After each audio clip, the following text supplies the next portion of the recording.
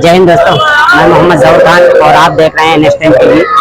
जैसा कि आप देख रहे हैं यहाँ पर आज अवैसी साहब का MIM का और अपना दल कमेरावादी पार्टी PDM जो गठबंधन बना है उसका जो है जनसभा यहाँ होना है और 7 बजे का प्रोग्राम है। और एक प्रोग्राम में मिर्जापुर में भी, मिर्जापुर से प्रोग्राम खत्म हो गया है, बहुत जल्द यहाँ पे लोग पहुँच जाएंगे और प्रोग्राम बहुत जल्द स्टार्ट होने वाला है। तो हम पूरा डिटेल से दिखाएंगे, लेकिन उससे पहले आप लोगों से गुजारिश है कि जो लोग मेरे चैनल को अभी तक सब्सक्राइब नहीं किए, चैनल को सब्सक्राइब कर लें, लाइक करें, शेयर करें, बेल आइकन दबाना न भूलें ताकि हमारी वीडियो आपको समय से मिलती रहे। तो आइए, प्रोग्राम स्टार्ट होता है तो हम पूरा डिटेल से आपको दिखाएंगे। जमहूरियत में अपनी आवाज को सुनाने का वक्त है।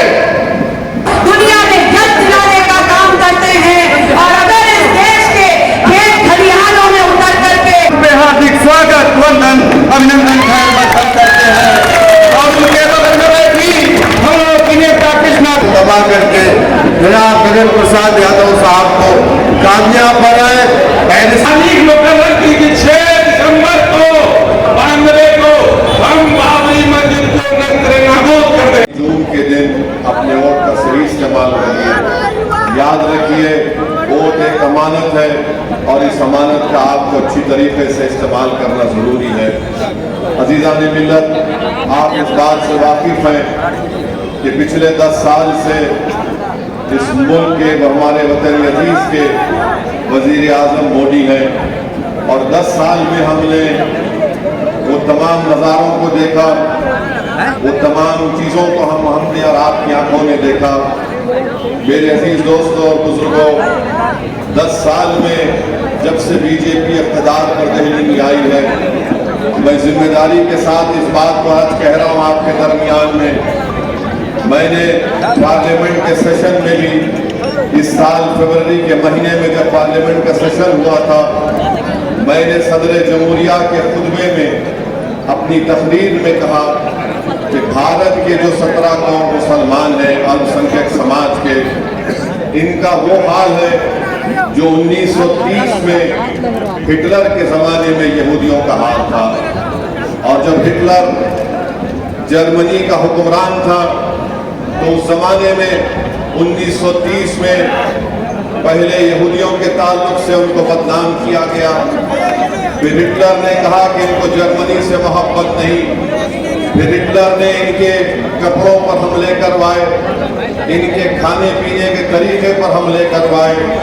फिर उसके बाद हिटलर ने उनके घरों को तोड़ाया। फिर उसके बाद हिटलर ने यहूदियों के खिलाफ पिक्चर बनाई और उन पिक्चर्स के जरिए ये पैगाम दिया गया कि जर्मनी के उस वक्त के यहूदी जर्मनी से मोहब्बत नहीं करते। और आखिरकार हमने देखा कि जर्मनी में क्या हुआ। जर्मनी में दुनिया ने देखा कि 60 लाख से ज्यादा यहूदियों को हिटलर ने गैस के चेंबर में डाल दिया। हिटलर के ज़माने में यहूदियों के खिलाफ तकारीर किए जाते थे, उनके खिलाफ शहर उगला दिया जाता था। मेरे अजीज दोस्तों और बुजुर्गों, आज 2024 में हम हैं। 2014 से 2024 का अगर हम देखेंगे तो जो कुछ हिटलर ने 1930 में यहूदियों के साथ किया था, वो तमाम के तमाम निशानियां, वो मिसालें आज हम दे सकते हैं हमारे वतन अजीज में। तो इसीलिए मेरी आपसे अपील है कि जहां तक अल्लाह मेरी आवाज को आपके जरिए से या अपने फजल से पहुंचा रहा है, अपने वोट का सही इस्तेमाल करिए। और मैं आपको बता रहा हूं कि अगर हम वतन अजीज में एक इज्जत बाइज्जत जिंदगी गुजारना चाहते हैं, हम वतन अजीज में हम ये चाहते हैं कि हमसे इंसाफ हो, अगर हम ये चाहते हैं कि हमारा मुल्क मजबूत हो, तो ये बहुत जरूरी है कि भारत की राजनीति में मुस्लिम अक़लियत को उनका मुकाम मिले। आप कई सालों से, कभी आपके हमारे बुजुर्गों ने उत्तर प्रदेश में कांग्रेस का साथ दिया, फिर लोकदल का साथ दिया, फिर जनता दल का साथ दिया, BSP का साथ दिया, समाजवादी का साथ दिया। मैं आपसे एक ही बात करके जा रहा हूं, क्या आप और हमने क्या हासिल किया बताइए आप। किसने आकर हमारे घर में चराग जलाया? किसने हमारे नौजवानों पर जुल्म जब हो रहा था उनकी मदद के लिए आगे आए, किसने आकर हमारी बस्तियों में स्कूल खुलवाए, किसने हमारे महलों में रोड और सफाई का इंतजाम किया, का शिकार होते रहेंगे। हाँ, आज मोदी है, कल मोदी नहीं रहेगा, मगर जब हम क्या करेंगे, जब एक और मोदी आ जाएगा तो फिर हमारा इख्तियार और हमारा बर्ताव क्या होगा। अभी से आप कोशिश करिए कि आपकी लीडरशिप को बनाइए। उत्तर प्रदेश हो या भारत हो, हर समाज का एक नेता है। अगर किसी समाज का कोई नेता नहीं है तो भारत के 17 करोड़ मुसलमान हैं। मैं आपके दरमियान में आकर ये बात इसलिए नहीं कह रहा हूं कि मुझे मुस्लिम समाज का नेता बनना है, हरगिज नहीं। अल्लाह मेरी नीयत को जानता है। मैं आपसे अपील कर रहा हूं कि अगर मैं खराब हूं या हम तमाम में से किसी को एक बनाइए, मैं उसके पीछे खड़े होकर काम करने को तैयार हूं, मगर नेता आपके ही दरमियान में से आएगा। कोई अब आसमान से गिरने वाला नहीं है, कोई जमीन के नीचे से निकल कर आने वाला नहीं है। आपको अपना नेता बनाना पड़ेगा और उसी वक्त मुमकिन होगा जब आप वोट लेने वाले बनेंगे। आप बरसों से 40-45 साल से हम सिर्फ वोट डाल रहे हैं और हम वोट लेने वाले नहीं बन रहे। वोट इसलिए नहीं ले पाते क्योंकि हमको डरा दिया गया कि अगर हम वोट लेंगे तो कोई और जीत जाएगा, फिरका परस्त ताकतें जीत जाएंगी, बीजेपी जनसंघ जीत जाएगी। मेरे अजीज दोस्तों और बुजुर्गों, मैं अपनी बात को आपके सामने दलील के साथ प्रूफ कर दूंगा। मेरा आपसे एक ही सवाल है कि क्या 2014 में आपने नरेंद्र मोदी को वोट दिया था? कितनों ने वोट नहीं दिया था? हाथ उठाइए। क्या आपने 2017 में बीजेपी को वोट दिया था? क्या आपने 2019 में दिया था? आपने 2022 में दिया था? क्या 2024 में देंगे आप? नहीं देंगे, हाथ उठाइए। अब आप अपने दिल पर हाथ रखकर सोचिए कि असदुद्दीन ओवैसी 2014 में नहीं आया था तो कैसे बीजेपी जीत गई? 2017 में कैसे बीजेपी जीत गई? 2019 में कैसे बीजेपी जीत गई? 2022 में कैसे बीजेपी जीत गई? ये आपके हमारे दिलों में ये चीज डाल दी गई है कि तुम अगर वोट लेने वाले बनोगे तो बीजेपी जीत जाएगी। बीजेपी आपके वोट से नहीं जीत रही है, मैं आपको बता रहा हूं। बीजेपी इसलिए जीत रही है कि समाजवादी पार्टी कमजोर है।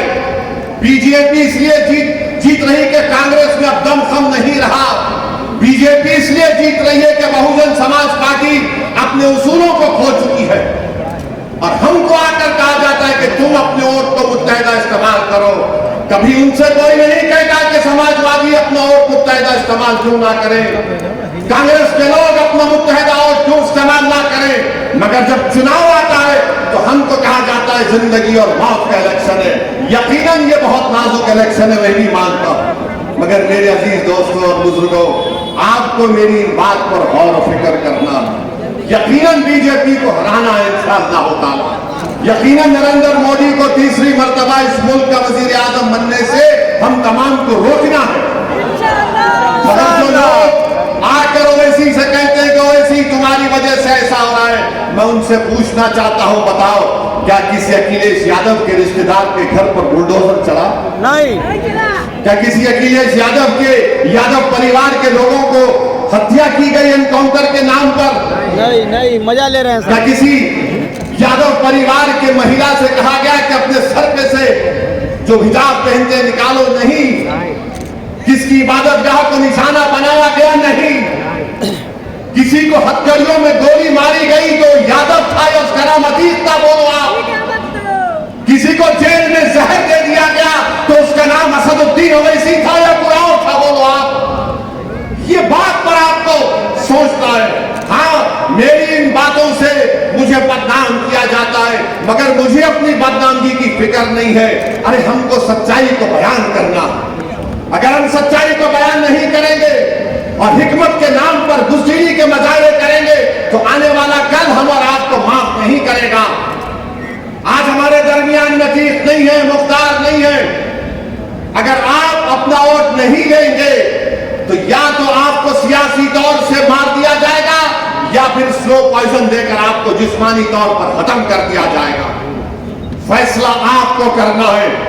और लोग बोलते हैं कि बताओ क्या हो जाएगा अगर हम पीडीएम का साथ देंगे। मेरे अजीज दोस्तों और बुजुर्गों, देश के वजीर आजम मोदी हैं, उनकी भाषा का इस्तेमाल आपने देख लिया कि 10 साल से मोदी क्या भाषा इस्तेमाल करते हैं। वजीर आजम है, प्रधानमंत्री है, कभी कहते हैं कि कपड़ों से देखकर पहचान लो, कभी कब्रिस्तान और शमशान की बात करते हैं, तो अब कह रहे हैं कि हम घुसपैठी हैं, अब कह रहे हैं कि हमारी बेटियां, हमारी महिलाएं ज्यादा बच्चे पैदा करती हैं, अभी कह रहे हैं कि हिंदू बहनों के गलों से मंगलसूत्र उतार कर मुसलमानों को दे दिया जाएगा, जिहादी कह रहे हैं। कभी मोदी कहते हैं कि झारखंड में जाकर तकरीर करके मोदी ने कहा कि झारखंड के किसी जिले में जुमे के दिन छुट्टी का ऐलान कर दिया गया, तो मोदी ने कहा देखिए यहाँ पर मुसलमान जुमे को छुट्टी मना रहे हैं, अब क्या मुसलमान संडे के दिन ईसाइयों से लड़ेंगे, और अगर नहीं करेंगे तो क्या हिंदुओं से लड़ेंगे। ये जबान के वजीर आजम को जेब देती है। नरेंद्र मोदी क्या आप किसके वजीर आजम है? आप भारत के 133 करोड़ जनता के प्रधानमंत्री है या नहीं, बताइए आप। बल्कि मैं तो यहां पर आपके दरमियान में खड़े होकर कह रहा हूं कि नरेंद्र मोदी आप भी मंगलवार को, सोमवार को छुट्टी डिक्लेयर कर दो, हमको इतराज नहीं है। अगर वो उससे भी दिल नहीं भरता तो आप ये कह दो हफ्ते में 7 दिन नहीं रहेंगे, 8 दिन रहेंगे, उसको कह दिए उसका नाम मोदीवार होगा। अगर भारत की गरीबी मोदीवार करने से खत्म होती है तो करके बताइए हमको, करके बताइए ना। मगर मोदी अपनी तकरीर में सिर्फ मुसलमान मुसलमान मुसलमान मुसलमान कर रहे हैं। नरेंद्र मोदी, हिंदू भाइयों में भी बहुत गरीबी है, हिंदू बैकवर्ड क्लास के भाई बहनों में बहुत गरीबी है, बेरोजगारी है, दलितों में बेरोजगारी है, गुर्बत है। बताओ मोदी तुमने उनके लिए क्या किया? तुम तो गाली हमको दे रहे हो, मगर बताओ इनके लिए आपने क्या किया? मोदी के पास कोई जवाब नहीं है। आप बताइए कि क्या कोई प्रधानमंत्री ऐसा इस जबान को इस्तेमाल कर सकता है कि जुमे के दिन ऐसा कर दिए तो मुसलमान हिंदू से लड़ना चाह रहे, मुसलमान ईसाई से लड़ना चाह रहे। देश के प्रधानमंत्री आप क्यों लाना चाह रहे हैं? आप क्यों लाना चाह रहे हैं? अरे यहां पर इस मुल्क में, वतन अजीज में, भारत में अल्पसंख्यक समाज मुसलमानों की एक 1200 साल की तारीख है। ये मेरे अल्फाज नहीं है, मौलाना अबुल कलाम आजाद के अल्फाज है। उन्होंने कहा था कि हमारी ये रोशन तारीख है, मैं इसको छोड़ने को तैयार नहीं हूं। आज हमारे भारत के प्रधानमंत्री एक पार्लियामेंट के इलेक्शन में हर चीज की जिम्मेदारी मुसलमान मुसलमान मुसलमान मुसलमान कर चुके। देश के प्रधानमंत्री अब कह रहे हैं कि हम आरक्षण जो मजहब के नाम पे दिया जा रहा है हम उसको ले लेंगे।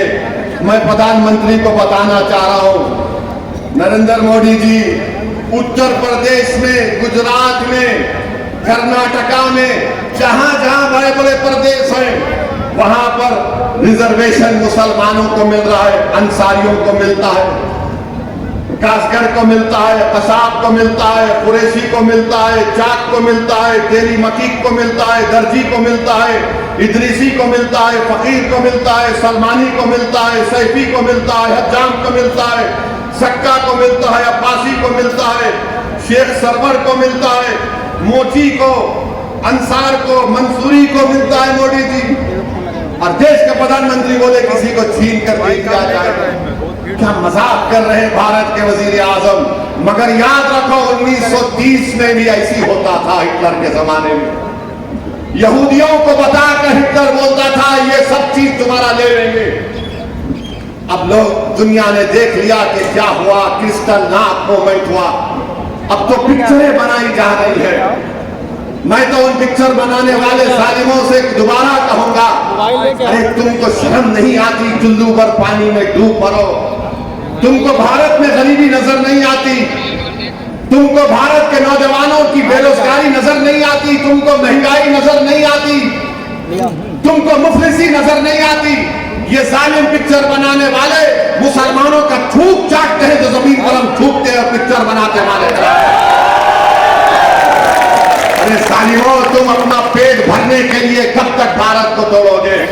बनाओ पिक्चर बेरोजगारी पर। हमारी बदकिस्मती है कि आप देश के वजीर आजम बन गए। अगर आप बंबई में जाकर एक्टिंग करते तो भारत के नहीं दुनिया के बहुत बड़े एक्टर होते। आप पूरे दुनिया के अवार्ड आपको ही दिए जाते। आपने कभी सुना किसी इंसान को कहते हुए कि मैं अपनी मां के पेट से पैदा नहीं हुआ? कभी सुना आपने? मैं तो अपनी मां की पेट से पैदा हुआ अल्लाह के फजल करम से। आप सब भी पैदा हुए ना? मोदी जी बोलते मैं नहीं। कैसे पैदा हुए भाई? देश के प्रधानमंत्री कह रहे हैं और कह रहे हैं कि मुझे ऊपर वाले ने खास मकसद के तहत भेजा। क्या मकसद है आपका बताइए? गंगा में लाशें बह रही थी कोविड के दौरान, नरेंद्र मोदी के आपको दिखाई नहीं दिया? उन लाशों को कुत्ते रोज कर खा रहे थे। भारत के युवाओं का मुकद्दर आपने बेरोजगारी बना दिया। उत्तर प्रदेश में यहां पर पेपर लीक हो जाता है और यहां के मुख्यमंत्री बाबा कहते हैं कि किसी बादशाह की आत्मा आ गई। बाबा, आपको आत्माओं से इतनी मोहब्बत क्यों है बताइए? कैसे आप आत्माओं को पहचान लेते? हम भी पूछना चाहते हैं बाबा से। ये आत्मा आ गई कहां से? पेपर लीक क्या नाथूराम गोडसे की आत्मा ने लीक किया था? बताओ महाराज। पेपर लीक हो गया उत्तर प्रदेश में, नौजवान परेशान है। वो नौजवान हिंदू भी है, मुसलमान भी है, बैकवर्ड क्लास का भी है, कुर्मी है, कुशवाहा है, यादव है, दलित है, पासी है, सब है, आदिवासी है। मगर नरेंद्र मोदी सिर्फ मुसलमान मुसलमान मुसलमान करते और मोदी जी झूठ कहते हैं। उन्होंने कहा कि रमजान में मैंने इजराइल से कहा कि जंग बंदी कर दो। नरेंद्र मोदी, इतना तो झूठ मत बोलो। झूठ बोले काला कौवा काटे। आप बताइए कि इजराइल बमबारी अपनी जारी रख रहा है। आज रखल राफा में 45 लोग मारे गए रेफ्यूजी कैंप में। भारत क्यों नहीं कहता मोदी तुम बोलो ना? नेतन्याहू से कहो कि जंग बंदी करो। मगर भारत से आज से चंद दिन पहले स्पेन में कश्ती को रोक लिया गया जिसमें 27 टन हथियार था, असला था, एक्सप्लोजिव थे जो भारत से जा रहा था इजराइल को। और मोदी झूठ बोलते हैं कि मैंने कहा इजराइल को कि रमजान पे बमबारी मत करो। नरेंद्र मोदी, भारत ही पहला देश था जिसने फलस्तीनियों को माना था। गांधी ने कहा था ये मुल्क, ये जमीन अरबों की है, यहां पर यहूदियों को नहीं रहना चाहिए। मगर आज आपके जबान से उन मासूम फलस्तीनियों के बारे में कोई अल्फाज नहीं निकलते। देश के प्रधानमंत्री लंबी झूठ बोल दिए। मेरे अजीज दोस्तों और बुजुर्गों, आज आप देखिए इस देश की फॉरेन पॉलिसी क्या है। नेपाल है, छोटा सा मुल्क है। आज नेपाल भारत को आंख दिखा रहा है। नेपाल अपने करेंसी के नोट पर उन इलाकों को, भारत के इलाकों को कह रहा है कि ये नेपाल का इलाका है। बोलो नरेंद्र मोदी, कुछ तो बोलो। नहीं बोलेंगे। नरेंद्र मोदी बोलेंगे मुजरा हो रहा है, मुजरा। नहीं मेरे भाई, क्या ये महिलाओं का अपमान नहीं है, उनकी बेइज्जती नहीं है? मुजरा हो रहा है। नरेंद्र मोदी, देश की 50% आबादी महिलाओं पर है, आप उनका मजाक उड़ा रहे हो। मुजरा हो रहा है। जाओ मुजरा देखो, मुजरा करो। नरेंद्र मोदी, ये याद रखो, अगर तुम्हारे मुंह में जबान है तो अल्लाह ने भी हमको भी बहुत अच्छी जबान दी है और हम अपनी जबान से ही बदनाम होते हैं। चीन 2000 स्क्वायर किलोमीटर पर कब्जा करके बैठा है और मोदी कुछ नहीं कहते। क्या मोदी, आप चीन के साथ ब्रेक डांस कर रहे थे? गौरक्षक मारते हैं अखलाक को, पीलू खान को, धर्म संसद से गालियां दी जाती है, तो क्या आप उनसे भांगड़ा कर रहे थे? ये वजीर आजम की जबान है, ये इनकी नफरत है। इसीलिए मैं आपसे अपील कर रहा हूं कि आपको बड़ी एहतियात के साथ अपने वोट का इस्तेमाल करना है। हाँ, कोई आकर कहेगा मेरे आज की इस तकरीर के बाद कि पीडीएम को अगर वोट देंगे तो तुम्हारा वोट गड्ढे में डालने के बराबर है, खड्डे में डालने के बराबर। मैं हमारे अख्तरुल ईमान जो बिहार प्रदेश के हमारे सदर हैं, उन्होंने एक मिसाल दी कि जब रामविलास पासवान के हक में दलितों ने वोट दिया तो किसी एक बड़े नेता ने जाकर उन दलितों से कहा कि तुम्हारा वोट खड्डे में पड़ रहा है, गड़े में पड़ रहा है। तो उस दलित ने जवाब दिया कि हाँ सर, हम अपने वोट से उस खड्डे को भर रहे हैं, जब भर जाएगा हम अपनी इमारत को तामीर करेंगे। तो आपको भी अपने वोट का इस्तेमाल करना है, डरने और घबराने की जरूरत नहीं है। अगर आप डरते रहेंगे तो फिर ये सब हमको इस्तेमाल करते रहेंगे। मेरे अजीज दोस्तों और बुजुर्गों, फिर हमारे वजीर आजम कहते हैं कि पूर्वांचल में बड़े बड़े बहादुर लोग गुजरे, सिर्फ मंगल पांडे का जिक्र करते हैं। यकीनन कीजिए, हम भी इज्जत करते मंगल पांडे की, उनके साथियों की, मगर नरेंद्र मोदी जी, क्या इस देश की आजादी में एक मुजाहिद आजादी का नाम जो पूर्वांचल का बेटा था, उसका नाम मुख्तार अंसारी था? तुम्हारे मुंह से क्यों नहीं निकालो? अपनी जबान से कहो मुख्तार अंसारी भी इस देश का आजादी का सिपाही था। मगर मोदी जी की जबान से नहीं निकलेगा। वो बोलेंगे मुख्तार अंसारी निकलेगा तो उनका उधर समझेगा वो मुख्तार की बात करते हैं। मेरे अजीज दोस्तों और बुजुर्गों, जो जो लोगों को जिन जिन हजरात की जाने चली गई है वो शहीद है, मैं अल्लाह से दुआ करता हूं कि अल्लाह उनकी मग़फ़िरत फरमाए। और मुझे यकीन है ये कुदरत का निजाम है, जब कभी भी जुल्म बढ़ता तो अल्लाह सुब्हानहू व तआला जालिम को कमजोर करता है। किसी शायर ने अच्छा कहा था, उस शेर का अगर मुझे सही कह रहा हूं, कि चीर कर अंधेरे को चीर कर नूर आएगा, अगर तुम हो फिरौन तो मूसा भी आएगा। याद रखिए, जो लोग आज बुलडोजर से घर तोड़ रहे हैं, कल इंशाअल्लाह ताला उनका घर वीरान हो जाएगा, खंडर बन जाएगा। जो लोग ताकत के बलबूते पर जाने ले रहे हैं, तुम्हारी भी जान अल्लाह लेगा एक दिन इंशाअल्लाह ताला। तुम जो डर पैदा कर रहे हो, यकीन जानो कुदरत तुम्हारे दिलो दिमाग में खौफ को पैदा कर देगा। मेरे अजीज दोस्तों और बुजुर्गों, हिम्मत और हौसले को बरकरार रखिए। मोदी खुलकर कह रहे हैं कि अगर वो तीसरी मर्तबा वजीर आजम बनेंगे तो भारत की पार्लियामेंट में यकसा सिविल कोड को लेकर आएंगे। यकसा सिविल कोड उत्तराखंड में नाफिज किया बीजेपी ने। वहां पर एक मुसलमान अपनी शादी निकाह से नहीं कर सकता, बल्कि स्पेशल मैरिज एक्ट में करना पड़ेगा। एक मुसलमान का निकाह शादी के तहत नहीं होगा, गवाह नहीं होंगे और दुल्हन को मेहर नहीं दिया जा सकता। ये यकसा सिविल कोड मोदी भारत में लाना चाहते हैं। आप अपने दिल पर हाथ रखकर सोचो, अगर कल ये कानून खुदा न खास्ता भारत की लोकसभा में आएगा तो क्या अखिलेश यादव, राहुल गांधी उस बिल को फाड़ेंगे? असदुद्दीन ओवैसी उस बिल को फाड़ेगा? याद तो सोचकर फैसला लेना है।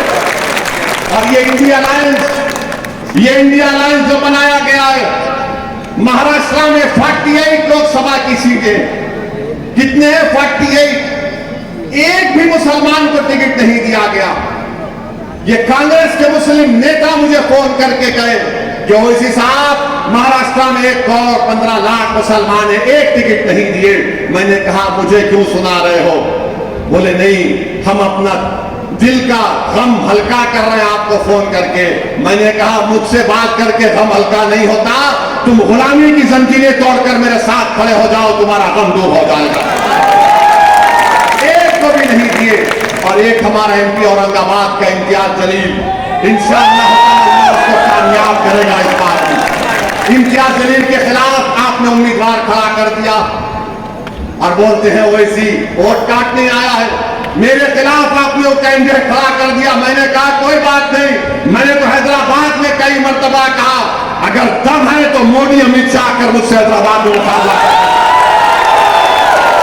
मेरे भाई, आप देखते हैं कि महाराष्ट्र में एक नहीं, बिहार चले जाइए, बिहार में 22 यादवों को टिकट दिया तेजस्वी यादव ने। 14% यादव है, 17% मुसलमान है और 2 मुसलमानों को टिकट दिया और गाली मुझे देते हैं। उनके 2 बेटे विधायक, एक डिप्टी चीफ मिनिस्टर रह चुका है, पत्नी मुख्यमंत्री, लालू मुख्यमंत्री 15 साल तक। अब 2 बेटियां लड़ रही हैं पार्लियामेंट का इलेक्शन। मुझ पर गुनाह, मुझ पर गाली दी जाती है। हम फुलवारी में थे, पाटलिपुत्रा में हमने अपना कैंडिडेट उतारा और मैंने कहा था पाटलिपुत्रा में देखना लालू घर से निकलेगा कल। लोग बोले कैसे? मैंने देख लेना तुम, मेरे आज की सभा और भाषण के बाद कल तुम लालू को देखोगे। तो आज पता चला कि 20-22 साल के बाद लालू पटना में दफ्तरे इमारत शरिया को पहुंच गए सर पे टोपी पहनकर। ये असर है आपका। अगर आप मुत्तहिद हो जाएंगे तो सब होगा मेरे भाई, मरना फिर आपको डराया जाएगा। आज मोदी है, कल कोई और होगा। बताओ कब तक डर डर के जिंदगी गुजारेंगे आप। मेरे अजीज दोस्तों और बुजुर्गों, उत्तर प्रदेश में आप देखते हैं कि समाजवादी पार्टी ने 62 लोकसभा के उम्मीदवार उतारे। कितने मुसलमान हैं? 4। 62 में सिर्फ 4 हैं। और आजमगढ़ से लेकर फिरोजाबाद तक अखिलेश यादव के सैफाई के राजकुमारों को टिकट दे दिया गया। आजमगढ़ से इनका भाई, बदायूं से इनका भाई, कन्नौज से ये खुद, मैनपुरी से उनकी पत्नी और इनका एक और भाई। अरे बताओ फिर तुम्हारी इज्जत क्या है?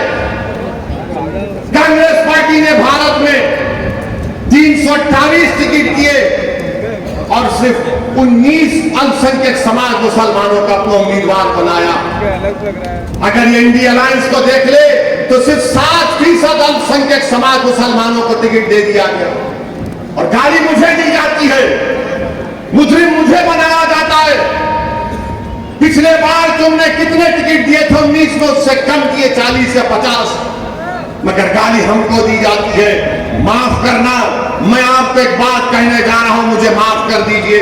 गलती हमारी है इसमें, गलती इनकी होगी, मगर हम भी मुजरिम हैं इसमें, क्योंकि हम इस बात को तय कर चुके हैं कि हम जीत नहीं सकते। अरे तुम जीत नहीं सकते, तुम कैसे बोलोगे ये? अगर तुम ये अपना मिजाज बना लो कि मैं जीत नहीं सकता, तो करबला के रेगिस्तानों से आवाज आ रही है।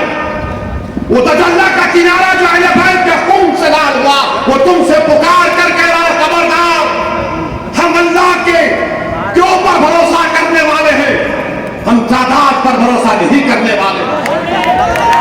अगर आज आप यही फैसला करेंगे हम नहीं जीत सकते, तो याद रखो खुदा उन्हीं का हाल बदलता जो अपने आप को बदलना चाहते। मेरे भाई कदम तो उठा कर देखो, अपने दुआओं को आजमाने का वक्त है, उठाओ कदम, अपने दुआओं को आजमाने का वक्त है। जीत हार तक फैसला तो रब्बे करीम करेगा, मगर अगर हम फैसले कर लेंगे नहीं जीत सकते, तो फिर कब जीतोगे? कब जीतोगे बताओ? जब हम खत्म हो जाएंगे। हमारे दादा ने इनका साथ दिया, हमारे बाप ने इनका साथ दिया, अब हम अपने नौजवानों की जवानी उन पर कुर्बान कर रहे हैं। आज आपको कल के लिए आज से तैयारी करना। अखिलेश यादव 2014 से बीजेपी को हराना चाह रहे, नहीं हरा सकते, नहीं हरा सकते वो बीजेपी को। मैं कह रहा हूं आपको, मेरी बात लिख कर रख लेना आप, और याद रखना कि एक दीवाने ने आकर हमसे कहा था, ये सिर्फ अपने परिवार को बचाना चाहते हैं, और परिवार को बचाने के लिए डर दिखाया जाता है, और इनका मकसद एक ही है कि उनकी राजनीति चमकती रहे। कल चंदौली में जलसा हुआ अखिलेश गए थे, ऐसा ही मजमा था, मजमे से जनता पुकार रही थी कि भैया मुसलमान एक नेता है, उसको दाइश पर बिठा लो, मगर भैया ने उस शख्स का नाम नहीं लिया, उसको मंच पर नहीं बिठाया। कब तक आप ऐसा कहेंगे उसको बिठा लो, उसको बाजू बिठा लो? मोदी खुद ही तरह से कह रहे हैं कि मैं मुसलमानों की वोट की मुझे जरूरत नहीं है। 441 में से मोदी ने एक को टिकट दिया केरला से, मगर आपके पास चॉइस आज है, विकल्प है, पीडीएम है। आप पीडीएम का साथ दीजिए, डरने और घबराने की जरूरत नहीं है। अपने हौसलों को बुलंद रखिए, याद रखिए ये अंधेरा दूर होगा इंशाअल्लाह ताला, ये खौफ के बादल छटेंगे इंशाअल्लाह ताला। सिर्फ जरूरत इस बात की है कि हम रब्बे करीम की जात पर तवक्कल करें, डरने और घबराने की जरूरत नहीं है। ये तमाम चीजें आपके सामने हैं। नरेंद्र मोदी के पास दिखाने को 10 साल के लिए कुछ भी नहीं है, इसलिए मोदी सिर्फ मंगलसूत्र की बात करते हैं, जिहादी की बात करते हैं, मुजरे की बात करते हैं, बच्चे ज्यादा पैदा करते हैं वो बात करते हैं, जुमे की बात करते हैं और मनाया जा रहा है। मेरे भाई ये वक्त उठने का है, जमहूरियत में अपनी आवाज को सुनाने का वक्त है। तुम ओवैसी के भाषण को सुनकर नारे तकबीर अल्लाह अकबर कहोगे तो फर्क नहीं पड़ेगा, तुम्हारा ईमान मजबूत जरूर होगा, तुम्हारे हाथ के बाल खड़े हो जाएंगे, मगर तुम्हारी आवाज उस वक्त पूरे ऐवानों में गूंजेगी जब तुम्हारे वोटों से तुम्हारा नुमाइंदा गगन यादव जीत कर जाएगा। और उस वक्त काम आपको करना है। क्या आप वो काम करने तैयार हैं? क्या आप वो काम करने तैयार हैं? तैयार है। क्या आप डरेंगे तो नहीं? क्या आप कंफ्यूजन का शिकार तो नहीं होंगे? याद रखिए, मेरे भाषण के बाद हजरत इबलीस आपके कान में आकर कहेगा ऐसा ही नहीं बोलता है, इसकी बात का यकीन मत करो। मेरे भाई मैं आपको जिम्मेदारी के साथ कह रहा हूं, भारत की पार्लियामेंट में इतने एमपीज हैं, सब पार्टी के जीत कर आते हैं, सब बैठते हैं, बोलते हो ऐसी भाई कब है तुम्हारा भाषण? मैंने कहा तुम बोलो ना, तो बोलते नहीं बोल सकते, और हमारा भाषण सुनकर बोलते हैं कि हमारे दिल को इत्मीनान हुआ कि चलो हमारी कोई बात तो कर दिया, जब मैं मर जाऊंगा तुम क्या करोगे?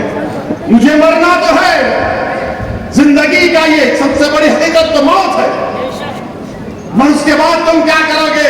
कसीदे पढ़ोगे? नहीं, एक था बोलने वाला, आपको नेता बनना, आपके दरमियान से एक नेता उठेगा, कोई बोलेगा सलाहुद्दीन कहां से आएगा? सलाहुद्दीन तुम्हारे दरमियान से आएगा, सलाहुद्दीन आसमान से नहीं आएगा, सलाहुद्दीन तुम्हारे दरमियान से आएगा, तुम्हारे दरमियान से बहादुर निकलेंगे, मगर शर्त यह है कि तुम अपने फैसलों पर भरोसा करो।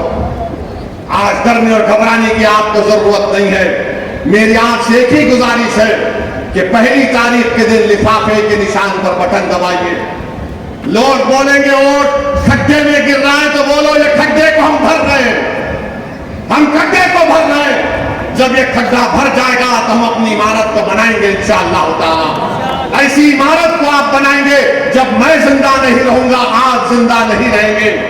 शायद मेरी हड्डियां जमीन में चूकना-चूर हो जाएंगी, मगर लोग तो याद करेंगे कि हाँ 50 साल पहले हमारे बुजुर्गों ने एक फैसला लिया था, तब जाकर हमने इस आलीशान इमारत अपने इत्तेहाद के ऊपर कायम की थी। तो